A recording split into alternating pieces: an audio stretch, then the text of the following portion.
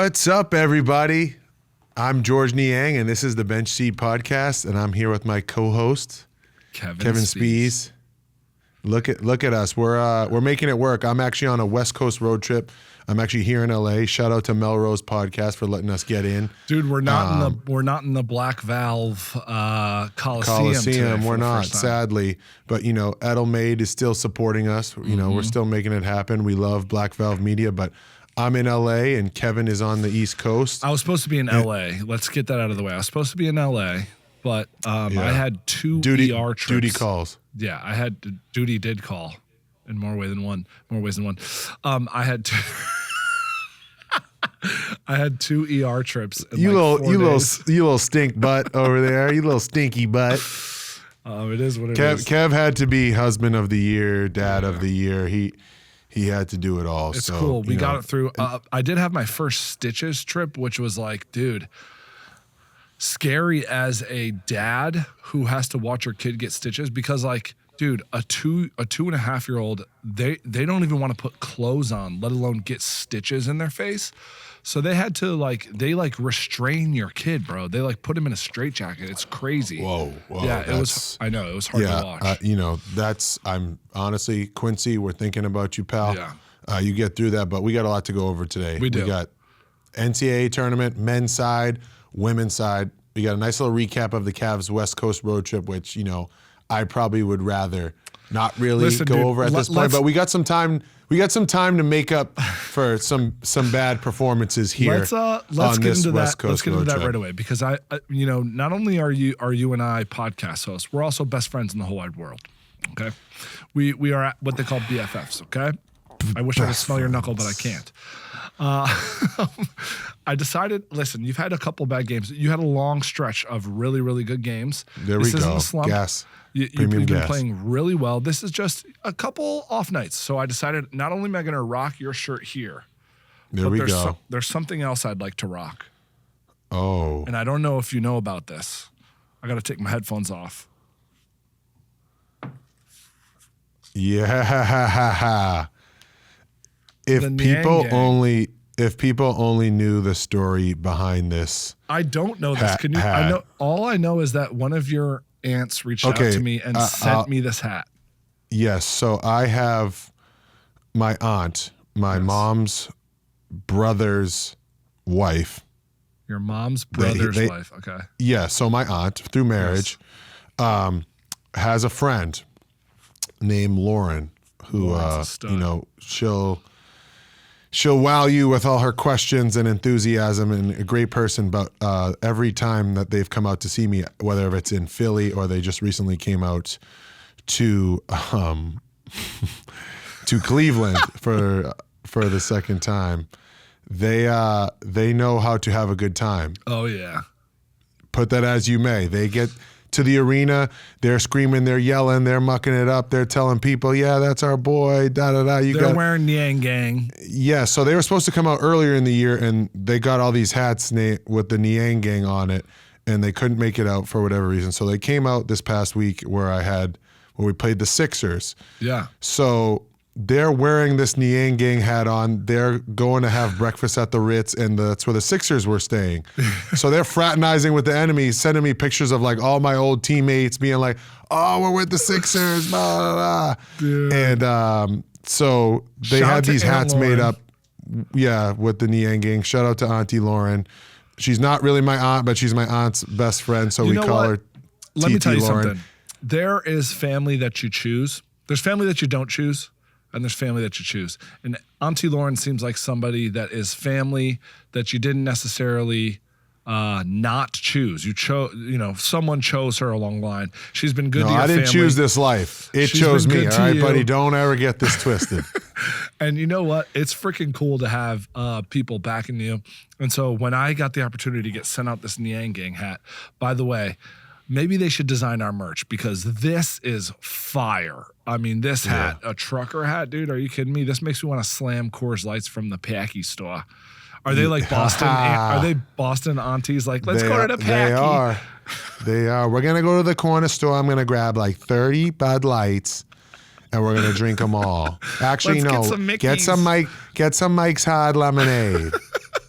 You got it, sweetie. You got it, sweetie. Come over here. You're such a doll. All my aunties are cigarette smokers, so I'm hoping that they are also cigarette smokers. Enough about that. But Auntie Lauren, thank you for the hat. And back to the Cavaliers. Let's talk about the road trip. We've had a tough stint. I would say we got out to Denver, struggled out there, won a game in Utah. Pretty handily, and then last night we lost to the Suns, and it's just one of those things where the year's climbing down, and you kind of got to figure out ways to continue to up your play and intensity. And guys are tired, guys are getting in the mix, but there's no excuse. I think for the most part, we got to continue to push through and make stuff happen. We got 2 big games out here in LA with the Lakers and the Clippers, and then we go back home for 3, and that's when the playoffs start. So you're fighting for seeding right now, and it's difficult, it's challenging, a West Coast trip at the end of the year, but at the same time we're paid to do a job, and we got to go out there and do it. But shout out the Cavaliers because they know how to travel right when we do travel. Yeah, what's that like? Like, you guys hop on flights. Like, first off, I'm a nervous flyer. You don't even know this. So flights for me are nerve-wracking. Did we land yet? Flights are nerve-wracking for me. You guys are flying how many times in 7 days? Like 1, 2, let's see, 5 games. So like 6 or 7 times in 7 days. And you're going on the other side of the country. Like, dude, that's a 6-hour flight. It's like flying to England from the East Coast. What's that like? What do you try to do to make sure you're kept in check? Like, do you sleep on the airplane? Well, Kevin, I wouldn't say that, sleeping was something that I always did on these flights. Before I'd like to take part in, I'd like to say a little bit of gambling. Gambling? A little card playing is what we drinking. Like to say. No. Sometimes. No, we don't do that. No, but card playing, up talking with your teammates. That's like the camaraderie that, a lot of guys talk about that they miss, and they're like, oh, do you miss the games? Do you miss the game plan? Do you miss the practice? They're like, no, I miss like the out of basketball stuff, like the camaraderie, the talking smack, the getting to know guys. And on those 6-hour trips, it's like the first 3 hours, everybody's like, yeah. By the end of the third hour, you're like, all right, I'm going to sleep or I'm watching a movie. Like, I've talked to you about every possible topic that has come to my head. So now, if you're not playing cards. Do you get lay flats on these flights? Oh, no. There's like a table with chairs around it, so like where you can like gamble at, and then there's like it's all like first class seats with like extra leg room. So does it lay flat or not really? It just leans back. I mean, it lays flat enough to where you can get a good night's sleep. Let me tell you, we're 5-star travel everywhere we go. So thank you really like to the Cavs. Thank you to the NBA. It's a great life we live, but.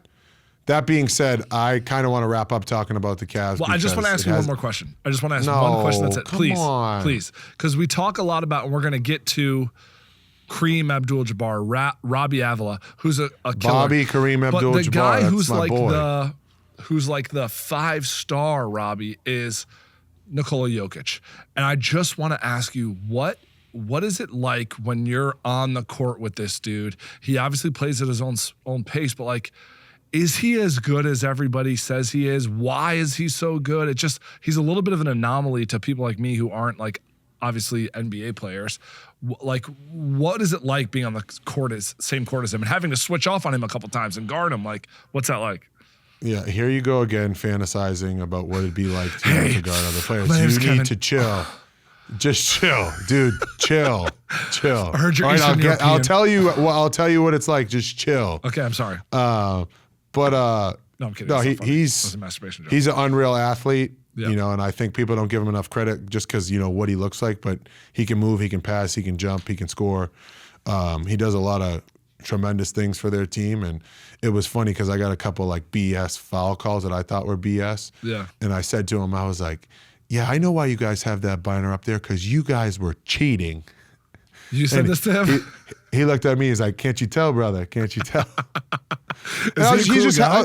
He seems like a cool guy. No, he's a great guy, and I think the best thing about him is that he's intentional in what he does, but he's so like carefree. So he's never uptight and never nervous about making a mistake. And I almost think that's like the best thing you can be as a player is if you're relaxed, laid back, you know what's expected, you know what to do, you know what's coming, like you've put in the preparation, but while you're out there, you're relaxed, you know what's next. Dude, and you're having fun with it. When you're having fun, you're being so the best version of yourself, and that's what he does. I know that because I also play high-level basketball, and I know that in 8th grade, anytime I had a song stuck in my head where I was singing the song out loud, we always had our best games because I was thinking about the song and not the game, if that makes any sense. Yeah, so you had the hardball like playlist going through and strike one. Yeah, strike two. Yeah, and I was just praying Keanu Reeves would come be my coach. No, but I agree, man. And that's why I was never good at sports because I'm a head case and it's really hard for me to get there. Speaking of big man, I just want to ask you one more thing about NBA. Joel Embiid is back. Your boy. He dropped 24 points. What is your take on this? Because he was having the season of a lifetime, 35 points a game. What is your take on this this NBA rule that's like, hey, dude, if you don't play X amount of games, you have no shot at winning any postseason awards? We talked about it. We talked about it here before. Well, yeah. I don't know if we actually aired that or not. That may have been like a pre-episode. Anyway. That's true. We were getting some practice runs in because, guys, if you don't understand the podcast world, you need to get some practice runs in. Yeah. Because otherwise, people start thinking we're just like scribbling down our thoughts on crayon. I mean, with crayon on paper and just No, dude, we're spewing official. Nonsense. Yeah, exactly. We have it in our phones. But at the same time, Joel is having a stellar year and has proven to be a pretty valuable piece of his team's success. Yeah. I mean, you look at how it's happened, and with him coming back and them winning games is going to show you the impact that he has. With that being said, you want to play them in the playoffs. You also can't, make a statement and be like, oh, well, just because they don't play a certain amount of games that they shouldn't be able, to win MVP. Yeah. Yes, Joel is having an NBA caliber season, but at the end of the day, injuries do happen. That's part of, the game and the award process. And this year it's kind of been way different. I think it's only 17 games you can miss, which is like it's nothing. Tough, Yeah, exactly. So he's missed a lot of games, but I think at this point, you got to look at Shai Gilgeous-Alexander. You got to look at Nikola Jokic. I mean, what Shai Gilgeous-Alexander is doing in Oklahoma City is pretty tremendous. I mean, he has a younger team than most NCAA teams, and he's playing against NBA guys. So I think that's pretty impressive. Well. So, credit to him. The Thunder are doing a tremendous job. We played them early on in the year, and he was tremendous. But getting back to it, Joel Embiid is back. He has Skechers on his feet. Killer. He's looking light. He's got his hair done. He's moving out there. He looked good, while he came back, drawing fouls, doing what he does. And I was just gonna ask you, can we just get like no, we're not gonna get that every time. When the playoffs, we'll get that. Can we just get one quick impression of Joel Embiid not getting a call that he should have gotten? Can we just get need that call. Joel, you're my guy, man. I'll stop doing that. But honestly, moving on from the NBA, I want to talk about the NCAA tournament, men's and women's. I'm extremely excited because you know me, when I was in college, I was one of those big men that people looked over. I wasn't the most athletic. I wasn't dunking it. But now, dude, I get to look back at someone that's in the Final Four. I never got to play in the Final Four. DJ Burns. DJ Burns is an You are on killer. The hot seat, and I can't wait to see what you're going to do this weekend. First off, the kid is like everybody's favorite person. He's dancing on the free throw line. The game's over. He wasn't gloating. He's just having a good time. He's like, you're going home. Dude, yeah. But even before that, he's like dancing. He's like Nikola Jokic. He's like dancing, having a good time pregame. He's like enjoying the moment. And it's, as a fan, it's so great to see a kid that is just having fun. And this is a kid that transferred up, right? He didn't get as many big looks as, he started at Tennessee, then transferred to Winthrop, Winthrop, and that which is like a mid-major, and then went back to NC high State. major. And he's not just a role player; he's arguably their best player. I watched the game. He is killing. He's killing.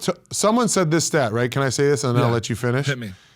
Someone said that they lost 7 out of their last 9 games, right? Mm-hmm. And then I think they've gone on to win 9 straight because they've won 5 in the ACC tournament and they've won 4 to get to the NCAA tournament. I'm going to give you. I'm going to rewind for a second. Okay. Okay, go.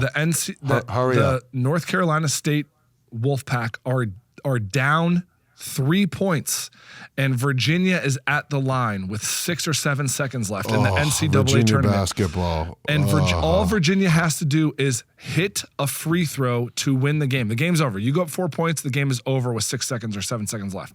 They miss the free throw. NC State gets the rebound without calling a timeout, which I like as a coach. You don't let the defense get set up. You practice it, and you let your kids go do their thing. Kevin Krzyzewski, I forgot. Kevin Hurley over here. They dribble up. I think it's O'Donnell. Buries a 3 at the buzzer to send it to overtime. They end up winning that game. So again, their season was over. If Virginia hits that free throw, the season is over. We get no NC State. NC State ends up beating Virginia. They beat Duke. They beat North Carolina, all in the ACC tournament. And DJ Burns was a huge reason why all those games went. I mean, I watched the game against Randolph. Duke. He's like baby Debo. He's a killer. And it's just so great to see a guy. First off, it's great to see a run like this because we're not giving it enough. For some reason, we're not talking about it as much as people talked about St. Peter's or George Mason, which you loved. This is an incredible run. This is an incredible run to the Final Four. They are. They're an 11 seed, and it's an incredible run, and it deserves a lot of attention. But it does not mean that you will be playing for a national championship because you know what everybody wants to see. Yeah. Everybody wants to see David versus Goliath. Zach and that Edey. is Purdue with Zach Edey against Donovan Clingan. I think I said his right. Clingan. No. Zach Edey's Zach Edey is going to be playing against UConn and Donovan Clingan, and that's going to be one heck of a battle. You have 2 7-footers that are going to be going at it. And not taking anything away from Purdue. Yeah. I think they've had a great year. But I definitely want to see how this game goes when you have 2 7-footers that can battle each other out. You're talking about the national championship because Purdue and NC State play. No, that's what I'm saying. That's what everybody wants to see. Yeah, I think so too. Put 2 and 2 together, the grand finale. Yeah. The fireworks. I agree. Donovan Clingan has been playing, arguably, some people are, everyone's saying he's the second best big man in the country. Some people think maybe he's going to be better. We're going to see. They need to get their job done, both of them, and we're going to see. I'd agree. I personally don't think UConn can be beaten. I think UConn is just head and shoulders above everybody else. However, on any given night, as you know, if you have an off night or the other team mucks it up and gets it a little ugly, the pressure of the stage starts getting there. Zach Edey, this Purdue team has been at the top of the Big Ten and at the top of the country for a few years now and haven't gotten over the hump. UConn has. Does complacency come in to play? It could end up being such a good Final Four. I really don't want to count out Alabama because my boy Nate Oates over there, he's done a tremendous job straight out of Detroit, Michigan, Romulus High School. Yep. He's done an unbelievable job. He went from there to Buffalo, and then from Buffalo, he went on to Alabama, and he's done a tremendous job. Like, think about where Alabama hoops was before this. Dude. And now where they're at. Yeah. This is phenomenal. He's done an amazing job. And I didn't want to get on board with you earlier when you said UConn couldn't be beat, but the way I look at them and the fact that they literally made the Illini look like child's play. I believe the word is cocked. I believe they cocked that. Whoa. Sorry, I don't mean to. No, I'm not trying. But if we're talking about, no, we're not. Stop. Do you know what cuckolding is? Kev. Sorry, okay. None. Call it T. Anyways, back to what I was saying. It was a good game about in the first basketball and amateur athletes. I don't know if they're amateur because they're getting paid NIL. Yeah. But UConn made the Illini look like child's play. Dude. Let's just say that. And that 30-0 run was extremely impressive. And I don't know if with how much firepower that UConn has that they can be stopped. That being said, I don't know if I can count out Alabama, but like I told you before, I am going with the UConn Huskies are playing against the Purdue Boilermakers, and that is going to be the best I can't wait for national that championship we're going to see. I'm amped up about it because Zach Edey and Donovan Clingan are going to just be going at it the whole time. And this is going to be beauty to watch. It's going to be beautiful. This is what everybody's asking for. So let it happen, Purdue and UConn. Let it flippin' happen. But don't you want to see DJ Burns and Zach Edey talk about opposites of the spectrum? You have a 7'4" Canadian man who is a very good basketball player. Everyone who thinks he's just tall is wrong. I watch this guy's footwork. I watch his touch around the rim. Zach Edey is a dog. And then you got DJ Burns, who everyone knows only really likes going over his right shoulder, but still goes over his right shoulder every single time. You can't stop him. His footwork is great. He's got touch around the rim. A little bit shorter, a little bit bigger. Two totally different big mans, different styles. One likes to play a little bit farther out of the post and passes very well. DJ Burns is a great passer. He finds his open teammates. That may be a fun matchup to watch. Again, I'm with you. I think Purdue's going to win it, but I think that's going to be. Don't we get to see that matchup? It's Purdue, NC State. That's what's coming up on Saturday. You know what? And we're in for a treat, and I can't wait because this March Madness has been awesome. And not only has it been awesome on the men's side, but let's talk about it.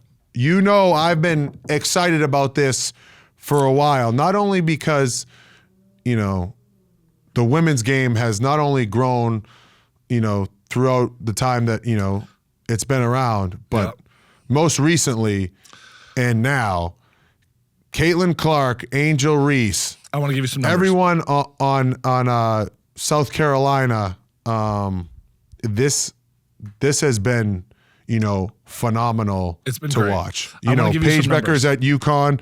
They've done a tremendous job, but this is must-watch television. I literally sat in my hotel room and watched every second of the Caitlin Clark Angel Reese battle, and then of Juju Watkins and Paige Becker's USC against UConn. It is much-watched TV, like the purity, the love for the game, the intensity, the going back and forth with made shots. It's like, dang.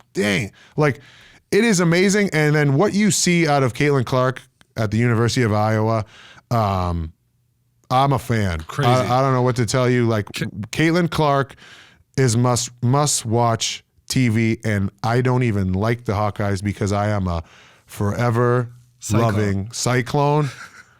But she is must-watch TV. It is. Can I give you some numbers here? Amazing. Which you probably have seen.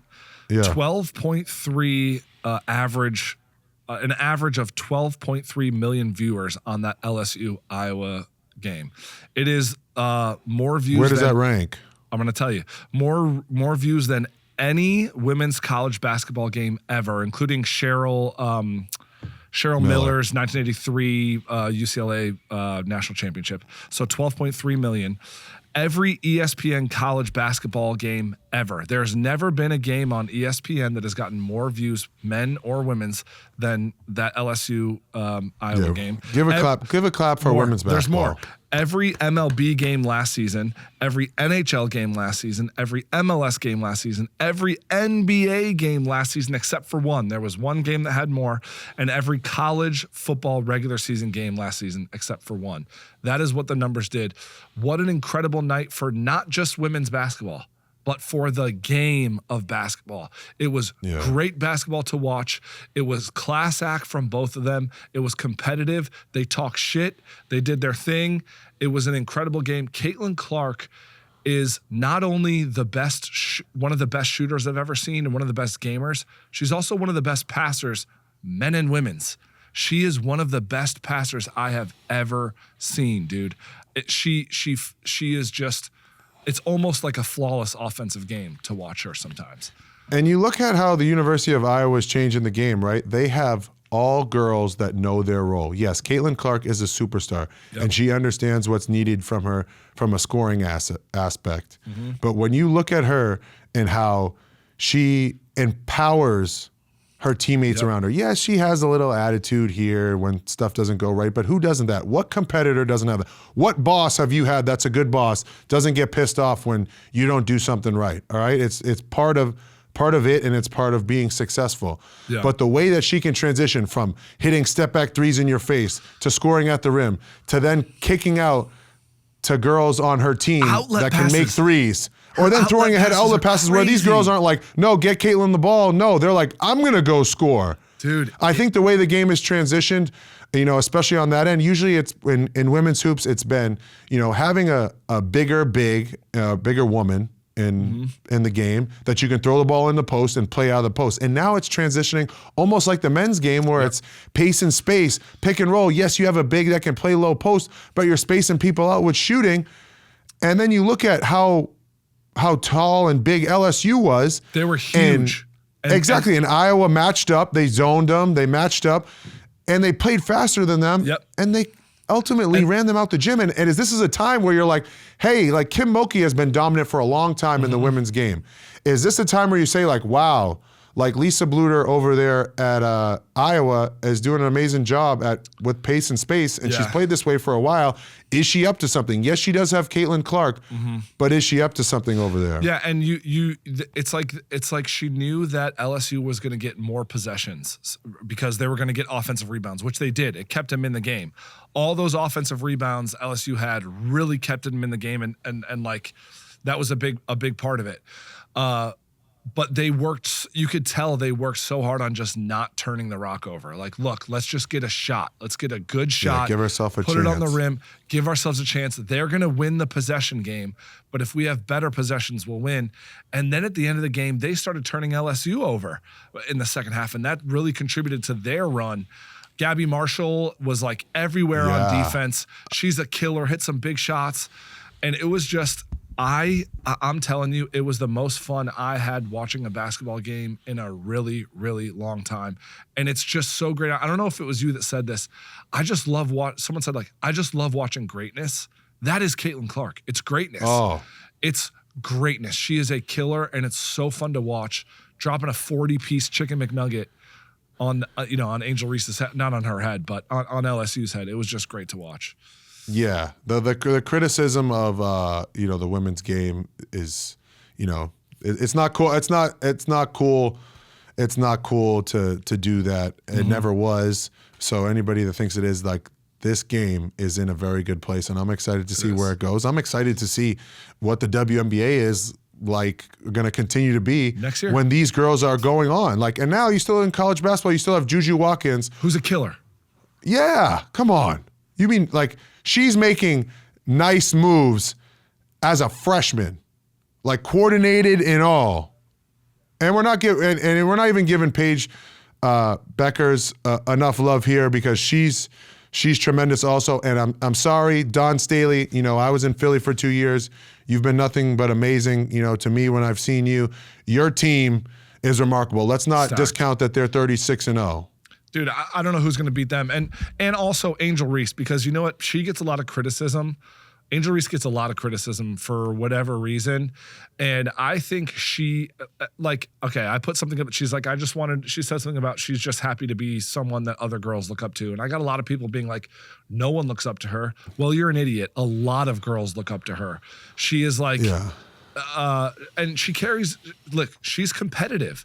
And when dudes are competitive, we let it rock for whatever reason. We're like, oh yeah, it's just a dude competitive. But when a woman's competitive, for whatever reason, it's like seen weirdly, or it's like she's a bad sport. Yeah, like it's not, that's unbecoming. Like, yeah, and it's like, come on, not to be weird, but it's up. like no one ever called Caitlin Clark unbecoming. They just said she's fiery. Well, Angel Reese is the same way. She's fiery. She's a fiery player, and she held her head high. She held her head high, and I think everything she did for the game has been awesome too. And I can't wait to see what she does in the NBA, WNBA, because both of them are much watched TV. So with that being said, I'll never know what it's like to walk a step in Angel Reese's shoes. And I'm sure she's had to go through a lot and overcome a lot. After the game, I just wish that, we would have harped more on, obviously it's important for her as a woman, as a pioneer in the sport. I wish that the questions would have been more directed toward the special stuff that she's done in her career. Yeah. Because at the end of the day, it takes away from the moment and everything that she's done when you ask about stuff outside of basketball. Yeah. And she's done so much for this game, and she's done so much for the university. She's done so much for Angel Reese as a player, that I hated that it had to be, that moment was taken away to appreciate that, to talk about all the bad stuff that people have done to her, because I almost wished, like, I don't want that to get any attention. Like, Just I want talk about the I want player. everything that you've accomplished, Angel Reese, as your last, chance at the podium wearing an LSU jersey. I want that to be like magnified. Like, let's talk about that. 17 let's points, talk 20 about rebounds, by the way. Yeah, exactly. Let's talk about rebounds. that. And I wish that, the person that asked that question would have focused more on her career. And granted, what she's gone through off the court, I'm not taking away from that. That is serious stuff, and that stuff needs to be addressed. But I wish the last time would have been talked about, like, how amazing her college career has been. And I think a good way to wrap this up is definitely to talk about the trade that happened between the Buffalo Bills. Oh yeah, let's move. Let's move on. Who decided to send Stephon Diggs? Where'd they send him, Kev?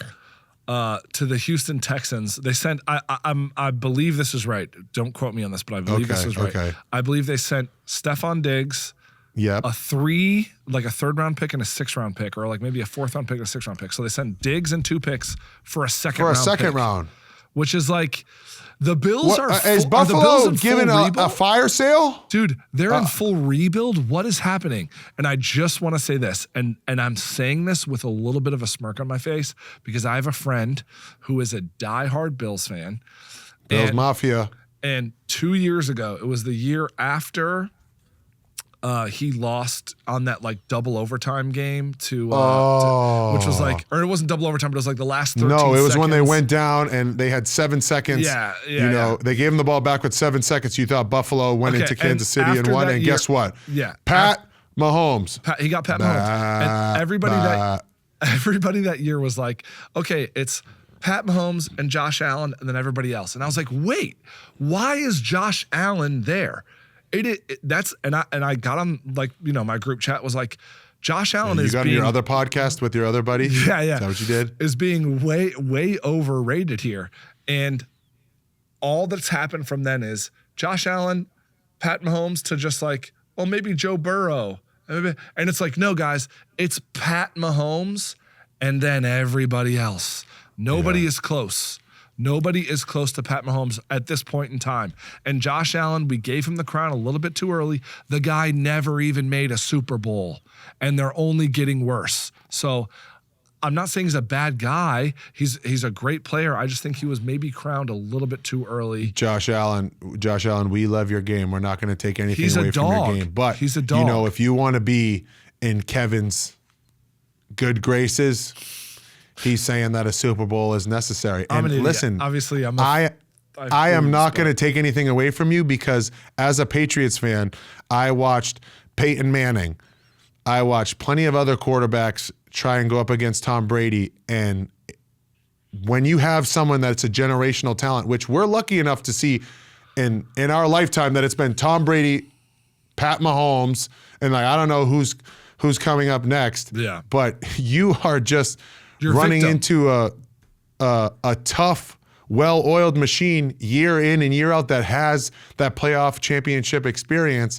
And I think Josh Allen is great. I think the Buffalo Bills are doing him a disservice by just unloading a crap ton of people? Like, who was it? Last year. Micah Hyde's not there. Jordan Poyer, he left. They got rid of like 3 linemen last year. And they their got rid defense. of Tremaine Edwards. They got rid of like a bunch of their defensive players. I don't get it. I don't know what they're doing down there. Part of me is a little bit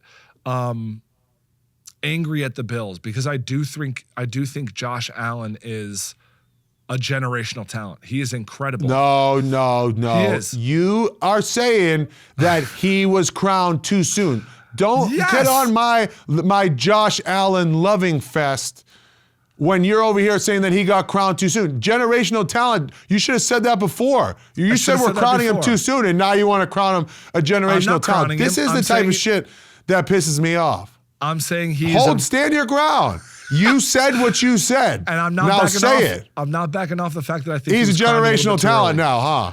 But he he shouldn't get the crown. Which one is it, Kevin? Listen, there can be more than one generational talent. Oh, but Patrick Mahomes is the top of the top. That's my whole point of what I was saying. So nobody's up there's there. generational talent, then like generational talent B. Yeah, B. I think that's a good way of saying it. Generational get out talent of here. A, anyway, continue on B. with what you were going to say. And now I forgot what I was going to say, dude. I don't remember. Okay, let me ask you this. Josh Allen or C.J. Stroud? Right now, you have to pick Josh Allen. C.J. Stroud has played 1 year. Oh, okay. So can he be a generational talent? Maybe. I don't know. But the point is I think people become victims of the moment and jump on people way too early. Like, that was my whole point that I'm saying. And I think on top of it, the second point I was making is that you're right. The Bills are doing him a disservice. I don't even know what they are doing. What is their plan? You're rebuilding now when you have a quarterback that's like almost 30. What are you doing? The guy's in his prime right now, and you should be all in. You should be doing everything you can. Spend all the money now, like doing what the Jets are doing. And this is what the Jets are doing, spending money to be in the same exact place. But anyway, this is the last thing that I'm going to say. The Jets are going all in. Beat it, buddy. Anyway, this is the last thing I'm going to say about the Bills is you finally got your fan base, Bills Mafia, crazy.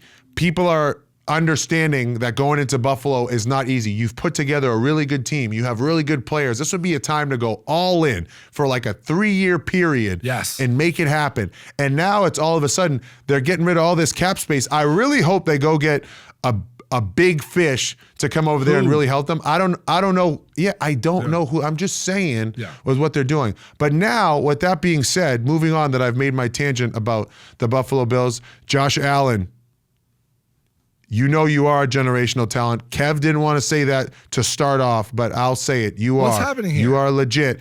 And I wish that they would have gave you the whole house these next couple of years to really make it, because you guys have come really close. And like I said, running into Pat Mahomes is tough. But now we're going to transition to Houston with C.J. Stroud. Okay. And how he's going to be with Stephon Diggs, because now Houston, you're like, wow, they took down my team. One of my teams, because, I am in Cleveland and I go to the Browns games often. They took them down pretty handily in the playoffs, and now you add someone like Stephon Diggs with someone like C.J. Stroud, who it looks like, which I'm not going to crown him because then Kevin, and D'Amico Ryans. It's looking like he's on the up and up and only getting better. It's interesting to see what's going down in H-Town, because the Texans are looking like they're going to make some noise next year. Yeah, dude, they sure do. I mean, for being on year 1 of this new regime, to have already made the playoffs and win a playoff game, and then now you just got better. Like, you just got like a really good fast. Yeah. The only worry is this. Stephon Diggs has a little bit of a history of being a little bit, I don't want to say diva-y, but he got really unhappy really quick in Buffalo. He went from being, him and Josh Allen were like best friends. That was like all over the internet how close they were, to like a couple bad games, and like you were all of a sudden disgruntled, and then you were disgruntled all last year. So it just seems like, I hope if he takes the Odell approach where, you go to Baltimore and you just kind of like play whatever role it is there. Maybe you're not the number 1, but you're a solid number 2. Maybe that he could go there and like really help win some games. But the worry is bringing in a veteran like that who has his own kind of agenda, or maybe he doesn't, but if he does go there with his own agenda, does it mess up the locker room? Is that something you have to think about? And so I think it's a little bit kind of like what's happening in Pittsburgh, where it's like they're bringing in Russell Wilson, who's not everyone's favorite guy, it seems like, and Mike Tomlin runs a tight ship. So it's like, can these guys go to these new programs and just kind of like fit in as opposed to make some noise? What do you think about that? Mel Kiper, Spees. You did a great that was a great analysis. Thanks, over bro. that. I kind of look jacked, bro. Do you see me up here? Like, I'm going to give you credit because you need to chill out with that schmedium shirt on. But I completely understand what you're saying about the Steelers with Russell Wilson and what's his name from Chicago Fields. That just got traded. Yeah, Justin Fields. And yeah, you do look jacked over there. But I'd like to give a quick shout out to here because when we landed in LA, I just want to shout out the guys out at Legends gear. I'm wearing it right now. Oh, they hook you up? I got the hoodie on. Damn. And I got their shorts on. Go give them a follow. Legends. Did they sign you? Did they give you a deal or what? They gave me a bunch of free stuff down there, and they let me use their gym, which is down in Torrance. There's a full NBA court. There's a full weight room. Hey. Everything state of the art. They've done a tremendous job. So I can continue to make shots when I play in the game. That's why I went down there. But shout out to those guys down there. So when you're on your shouts to Legends, I love that. They do great stuff. When you're on these West Coast trips, do you fly out your trainer to work you out, or how does that work? Is that a weird question to ask? It depends. Sometimes if you have enough days in between, you do stuff like that. But our coaching staff has enough guys. Our player development staff has enough guys for us to get shots up. I think the biggest thing is staying sharp with travel and everything and getting repetition. So that's all big and you need to get that stuff on the road. But like I said, shout out to Legends. I'm out here in LA. Kevin is back on the East Coast, and we're making the Bench Sheet podcast work. Speaking of LA and speaking of Southern California, big news out of USC.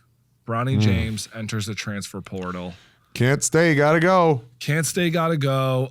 What do you think about that? Where do you think he should land? And give us your thoughts on that. And then I'm going to be completely honest with you. Bronny James, it's time to come on home, pal. As my fellow Ohio people would say, O-H. I-O. Ohio State would be awesome. Go ahead and come on home and be an Ohio State Buckeye. That's what I'm thinking. It would be great for Columbus. It would be great for the state of Ohio. I think it'd be great for him. He'd be embraced and welcomed with open arms. And he deserves the attention that he's going to get in Cleveland. He's a great player. I think he'd be awesome at Ohio State, and he'd get a lot of love and attention. So, hey, all you Buckeye fans, rack up that NIL money and get Bronny James home. Start a GoFundMe. I think Ohio State would be really cool because he's an Ohio kid. He was born in Ohio, if I remember correctly. Obviously spent time in Miami, but grew up a lot of his life in Ohio. Dad, Ohio legend, obviously. Still feeling remnants of Ohio legend. Yeah. I mean, he's the number one point scorer in all of the NBA. Are you see your GOAT? No, he's a GOAT in the world. I agree. That would be cool. I personally think he should go down to John Shire down at Duke.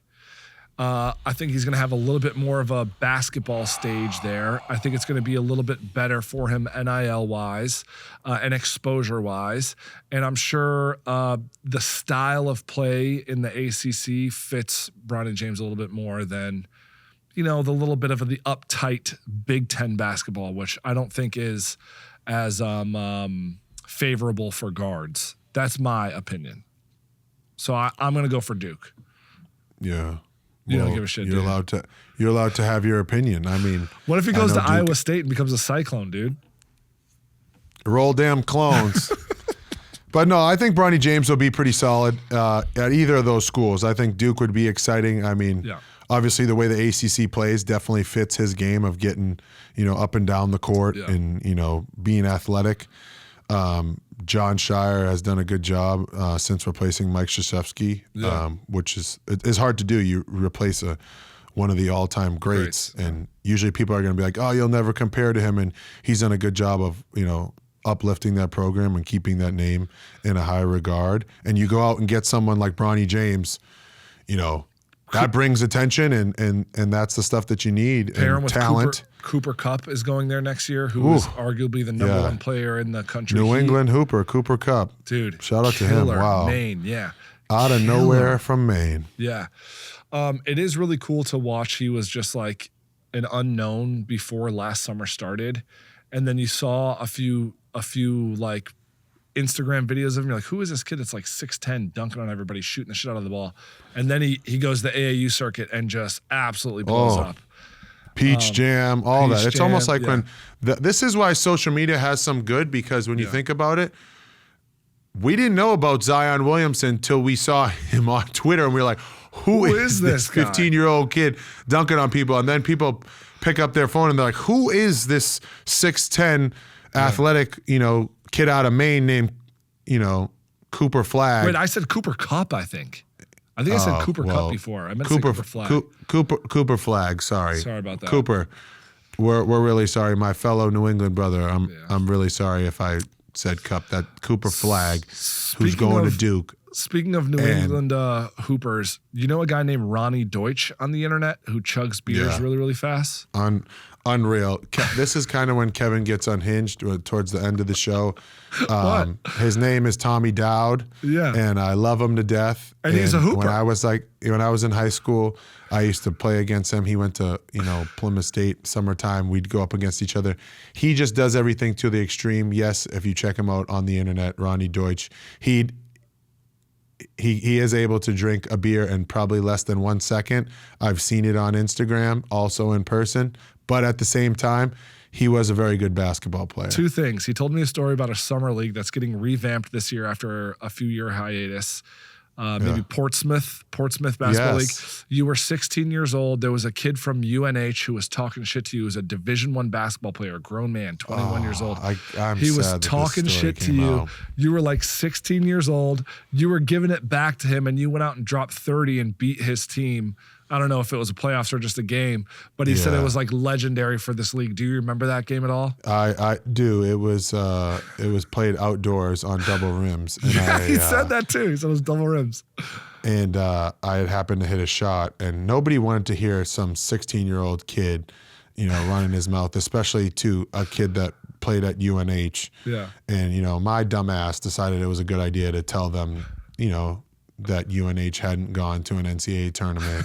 And then someone had mentioned something about sportsmanship, and then I made a three and screamed, and I was like, that's sportsmanship. Oh, you just gave it to him, dude. I was lucky enough to evade or avoid getting slapped in the face or punched as a young kid. And now that I'm 30 years old, I know all well enough who to talk to and who not to talk to and what to say. Shit talking is an art. Yeah, now you just have to get it down. After a couple black eyes, you learn what's okay and what's not okay. Now you just talk shit to 9-year-olds, which I love. The second thing I wanted to ask you is between me and Tommy Dowd, do you think we both could do 9 dogs, 9 beers in a 9-inning baseball game? Maybe all 3 of us go to a Red Sox game this year and give that a shot. That's gonna be on our checklist this summer. We're gonna have everybody out Fenway Park. We'll probably make it a charity event. You can sponsor which guy that you think is gonna get it done, Kevin or Ronny Deutsch on Instagram, also known as Tommy Dowd. And that's what we're gonna do. We're gonna raise money for a charity. We can call it Glizzies for the guys. Well, back to what I was saying, and we'll see who can do 9 hot dogs, 9 beers, and 9 innings. With that being said, I thank you guys for coming out this week. Listen, this is a little different. We're doing this from a distance. This was good though. We did a good job. I think I could see your face. You could see mine. We're excited. Thank you for joining us for another episode on the Bench Seat Podcast. I'm George Niang, and this is my co-host, Kevin Spees. Thank you guys. See you next week. Later.